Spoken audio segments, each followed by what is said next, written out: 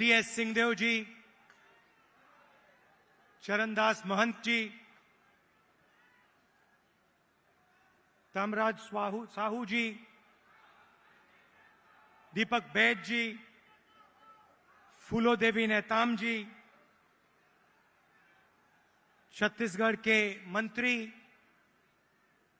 MLAs, हमारे प्यारे party के कार्यकर्ता, बब्बर शेर,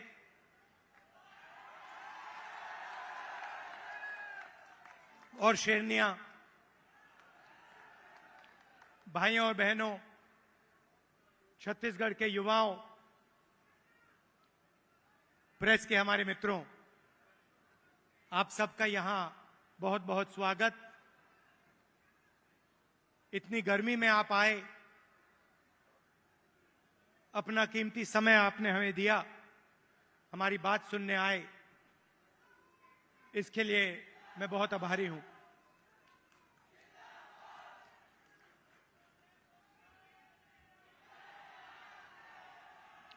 कुछ ही महीने पहले कर्नाटक में चुनाव हुआ। एक तरफ बीजेपी और उनकी विचारधारा, दूसरी तरफ कांग्रेस पार्टी, हमारी विचारधारा।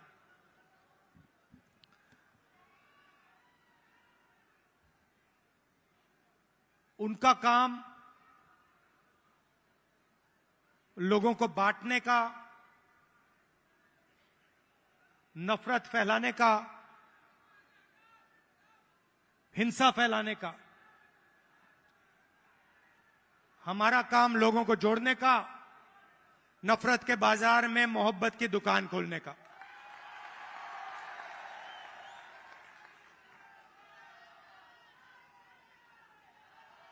और कर्नाटक में हमने कहा, जैसे पहले हमने छत्तीसगढ़ में वायदे किए थे, किसानों को सही दाम देने का वायदा जो हमने पूरा किया, किसानों का कर्जा माफ किया, बिजली बिल हाफ किया, जैसे हमने यहां वायदे किए थे, वैसे ही हमने कर्नाटक में 5 वायदे किए। चुनाव से पहले बीजेपी के लोग हर बार वो कोई ना कोई नंबर निकाल देते हैं। कोई कहता है 230 सीट आएंगी, कोई कहता है 250 सीट आएंगी, मगर कर्नाटक में, कर्नाटक के हर गरीब व्यक्ति ने पूरा दम लगा के कांग्रेस पार्टी को जिताया। और वही यहां हुआ था। देखिए, एक बात मैं साफ करना चाहता हूं, बीजेपी और नरेंद्र मोदी जी हिंदुस्तान के 2-3 अरबपतियों के लिए काम करते हैं। नाम आप जानते हो। कुछ ही दिन पहले दुनिया के सबसे बड़े फाइनेंशियल अखबारों में अदानी जी के बारे में कहानी आई, आर्टिकल छपा। दुनिया के सबसे बड़े फाइनेंशियल न्यूज़पेपर में लिखा था, अदानी जी जो नरेंद्र मोदी जी के करीब हैं, उन्होंने हिंदुस्तान से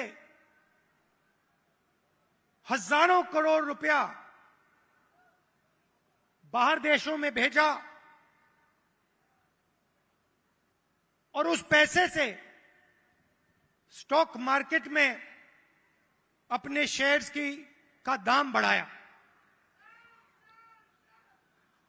और उस पैसे से अदानी जी, आपकी जो पूंजी है, आपका जो इंफ्रास्ट्रक्चर है, आपके जो एयरपोर्ट हैं, सुना है अब रेलवे स्टेशन भी उनको दिए जाएंगे।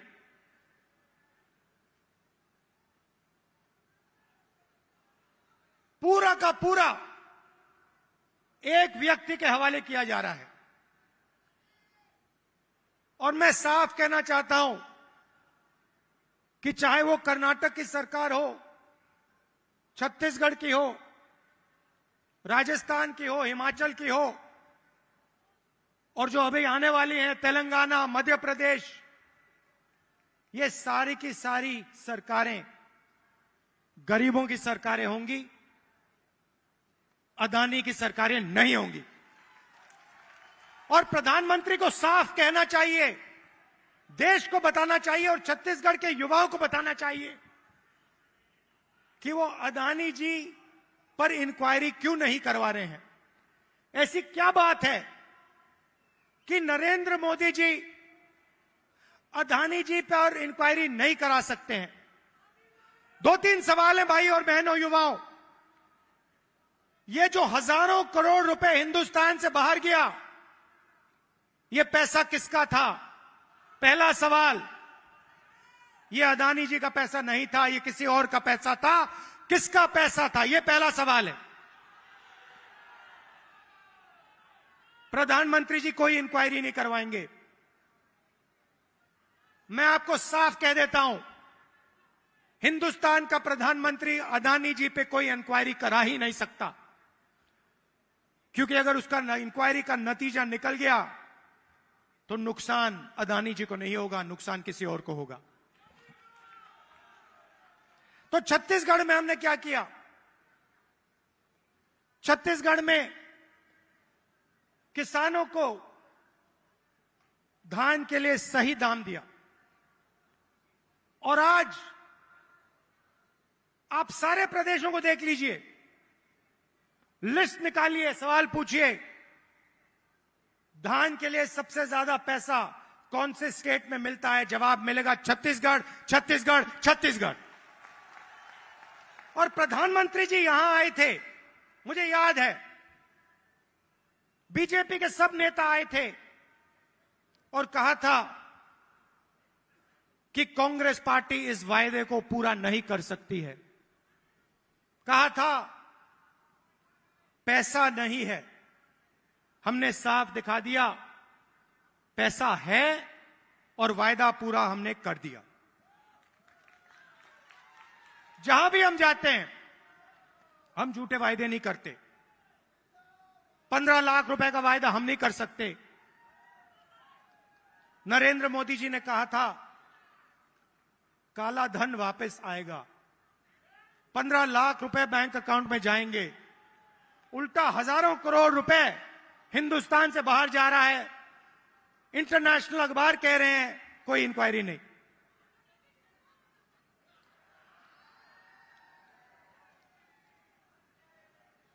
तो अब छत्तीसगढ़ के युवा जो हैं, आपकी बहुत बड़ी जिम्मेदारी है और हम चाहते हैं कि आप प्रदेश को चलाने में, राजनीति को चलाने में आगे आएं। आपको पीछे नहीं रहना चाहिए। आपकी जो नई जनरेशन है, भविष्य आपका है। आने वाले समय में छत्तीसगढ़ आपका है और आपको आगे बढ़ना पड़ेगा। और इसीलिए हमने राजीव युवा क्लब आपके लिए बनाए हैं। हर क्लब को 1 लाख रुपए, 3 लाख युवाओं को क्लब में हमने जोड़ा है। और ये ऐसे नहीं जोड़ा है, मैं आपको साफ बताना चाहता हूं। हमने इसलिए जोड़ा है कि आप इस प्रदेश को चलाने में, इस प्रदेश को चलाने में आप भाग लें। और हम आपके लिए राजनीति के दरवाजे खोलना चाहते हैं कि कुछ ही सालों में आपके बीच में से छत्तीसगढ़ के एमएलए, प्रधान, नेता चुन के आए, इसलिए हमने यह काम किया है। दो तीन चीजें मैं और कहना चाहता हूं। जो हमारे आदिवासी भाई हैं, आपके लिए हमने पैसा कानून लाया, आपकी जमीन की रक्षा की। मैं आपसे एक बात कहना चाहता हूं, हम आदिवासी शब्द का प्रयोग करते हैं। आदिवासी का मतलब जो हिंदुस्तान के ओरिजिनल मालिक हैं। आदिवासी का मतलब इस देश की जो जमीन है, जो धरती है, उसके सबसे पहले आप मालिक थे।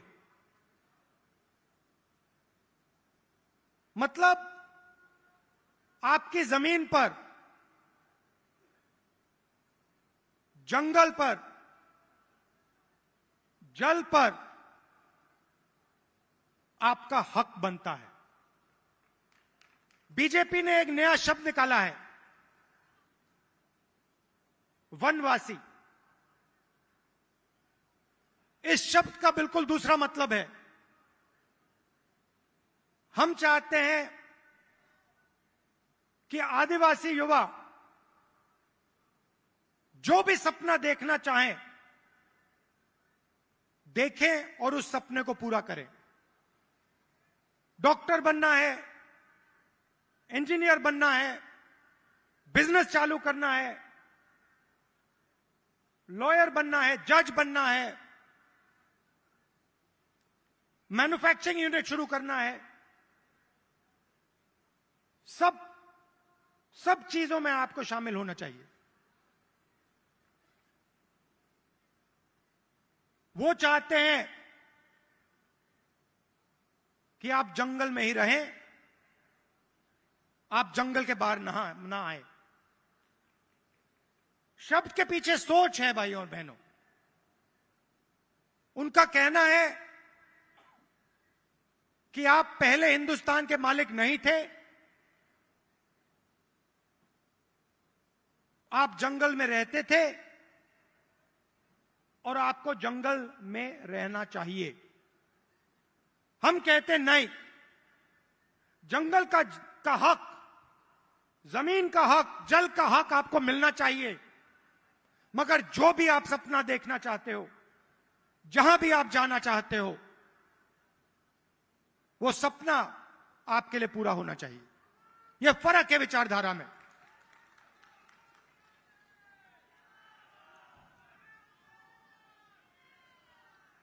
और पूरे देश में भाई और बहनों, पूरे देश में ये नफरत फैला रहे हैं। आदिवासियों को नया नाम दे देंगे, एक धर्म को दूसरे धर्म से लड़ा देंगे, एक भाषा को दूसरी भाषा से लड़ा देंगे, एक जात को दूसरी जात से लड़ा देंगे। हमारा काम जोड़ने का है। जहां भी ये नफरत फैलाते हैं, चाहे वो मणिपुर हो, असम हो, कर्नाटक हो, जहां भी ये नफरत फैलाएंगे, कांग्रेस पार्टी के कार्यकर्ता वहां जाकर मोहब्बत फैलाएंगे। ये हमारा काम है, ये हमारी जिम्मेदारी है। आप देखिए, भारत जोड़ो यात्रा का यही लक्ष्य था। कन्याकुमारी से हम शुरू हुए, श्रीनगर तक गए,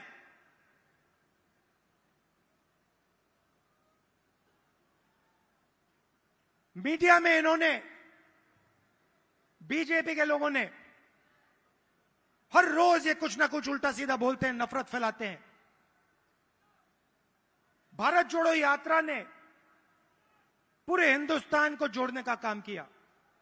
हर धर्म को, हर जात को, हर भाषा को हमने याद दिलाया कि आप सबसे पहले हिंदुस्तानी हो और आप सबको एक साथ मिलकर मोहब्बत के साथ, इज्जत के साथ रहना है। यह यात्रा का मैसेज था और यह बहुत गहरा मैसेज था, नया मैसेज नहीं था, बहुत पुराना मैसेज है।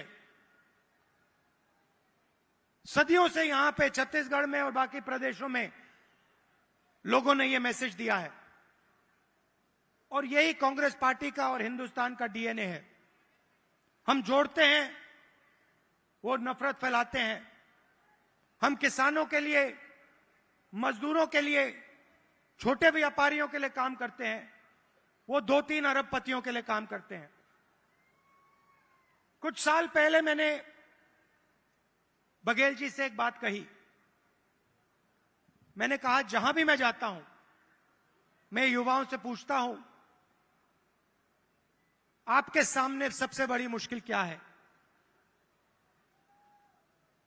बीजेपी ने जो हिंदुस्तान की रीढ़ की हड्डी है, आर्थिक रीढ़ की हड्डी है, उसको तोड़ दिया है। जो छोटे व्यापारी थे, जीएसटी और नोटबंदी ने उनको खत्म कर दिया, जानबूझ के खत्म किया। और जब भी मैं इनसे पूछता हूं, आपके सामने सबसे बड़ी मुश्किल क्या है, कहते हैं बेरोजगारी। और मैंने छत्तीसगढ़ के चीफ मिनिस्टर से कहा, देखिए, छत्तीसगढ़ में अलग अलग स्किल्स हैं, हर डिस्ट्रिक्ट में आप कुछ ना कुछ बनाते हो, मगर जो छोटे बिजनेस वाले होते हैं उनको बैंक का पैसा नहीं मिलता, उनको मीडिया का सपोर्ट नहीं मिलता। और मैंने छत्तीसगढ़ के चीफ मिनिस्टर बघेल जी से कहा कि आपका फोकस इन छोटे व्यापारियों पे होना चाहिए, छोटे बिजनेस वालों पर होना चाहिए। बैंक के दरवाजे उनके लिए खोलने चाहिए और मार्केटिंग हो तो इनके लिए हो। और खुशी से मैं कहता हूं कि बघेल जी ने इस पे काम शुरू कर दिया है और इससे आने वाले समय में लाखों युवाओं को फायदा मिलेगा, हजारों नए बिजनेस खुलेंगे और लाखों युवाओं को रोजगार मिलेगा। देखिए, आपको सिर्फ छत्तीसगढ़ की नहीं सोचनी है। छत्तीसगढ़ हिंदुस्तान का सेंटर है।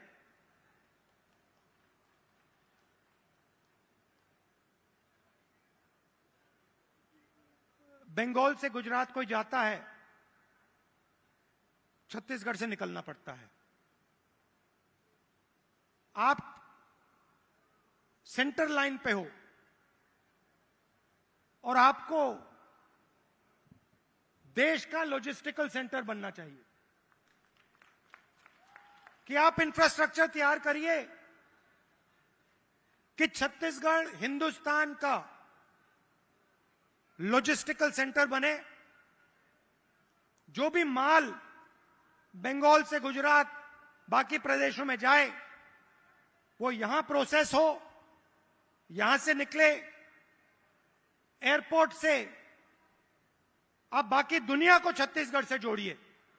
सिर्फ हिंदुस्तान को नहीं, बाकी दुनिया को आप एयरपोर्ट से जोड़िए, छत्तीसगढ़ को जोड़िए कि हमारे जो युवा हैं, छत्तीसगढ़ के जो प्रोडक्ट्स हैं वो पूरी दुनिया में जाएं, सिर्फ हिंदुस्तान में ना रहें। मुझे लगता है कि छत्तीसगढ़ की सरकार ने बहुत अच्छा काम किया है और आने वाले 5 सालों में भी यहां पे छत्तीसगढ़ की सरकार, कांग्रेस पार्टी की सरकार जबरदस्त काम करने जा रही है। कार्यकर्ताओं से मैं कहना चाहता हूं, आप हमारी रीढ़ की हड्डी हो, आप हमारे विचारधारा के लिए लड़ते हो। छत्तीसगढ़ में आपने हमें जिताया, राजस्थान में जिताया, कर्नाटक में जिताया, हिमाचल में जिताया, तेलंगाना में जिताओगे, फिर से छत्तीसगढ़ में जिताओगे, मध्य प्रदेश में जिताओगे, राजस्थान में जिताओगे।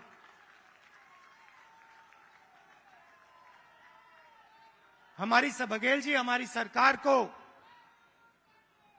हमारे कार्यकर्ता की रक्षा करनी चाहिए, करती है, मगर और डट के जो हमारा कार्यकर्ता है, उसे लगना चाहिए कि मैं कांग्रेस पार्टी का कार्यकर्ता हूं, मैं कांग्रेस पार्टी की विचारधारा के लिए लड़ता हूं और मरता हूं। देश को आपकी जरूरत है। नफरत से देश आगे नहीं जा सकता है, हिंसा से देश आगे नहीं जा सकता है, अर्थव्यवस्था नहीं बढ़ सकती है। मोहब्बत से, इज्जत से काम किया जाता है, और अगर देश को जोड़ा जाता है, सबको एक साथ लाया जाता है, तो देश तेजी से प्रगति करता है। आप सब यहां आए, इतने प्यार से आपने मेरी बात सुनी, इसके लिए आप सबको दिल से धन्यवाद। और जो युवा हैं, जो अब इन क्लब्स में शामिल होंगे, आप याद रखिए, छत्तीसगढ़ का भविष्य आपका है, आपकी बड़ी जिम्मेदारी है। आपको राजनीति में आना है और आपको छत्तीसगढ़ को भविष्य में चलाना है। बहुत बहुत धन्यवाद। जय हिंद, नमस्कार। बहुत बहुत शुक्रिया आपका आदरणीय श्री राहुल गांधी जी। और स्मृति चिन्ह का अवसर है, हम आग्रह करेंगे कि माननीय मुख्य अतिथि महोदय श्री राहुल गांधी जी को स्मृति चिन्ह भेंट करने के लिए हम माननीय मुख्यमंत्री जी से निवेदन करते हैं।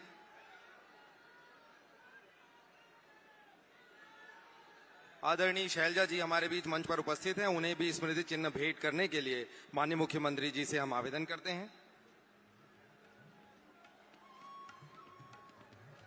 आदरणीय राहुल जी, हम सब आपके अत्यंत आभारी हैं। छत्तीसगढ़ के वासी, छत्तीसगढ़ युवा मितान क्लब के सब साथी, छत्तीसगढ़ शासन के सभी साथी, आपने राष्ट्रीय जिम्मेदारियों में से समय निकालकर अपना स्नेह, अपना प्रेम, अपना संबंध पुनः लगातार छत्तीसगढ़ के साथ बनाए रखा है। और हमें विश्वास है कि भविष्य में भी ये आपका स्नेह, आपका मार्गदर्शन हमारे लिए कार्य करने का आधार बनेगा। आभार शैलजा जी का, आभार मुख्यमंत्री जी का, आभार प्रदेश अध्यक्ष जी का, हमारे स्पीकर साहब का, विभाग के मंत्री उमेश भाई का, ताम्रध्वज भाई का, हमारी बहन फूलो देवी नेताम का, और सबसे ज्यादा समस्त युवा मितान क्लब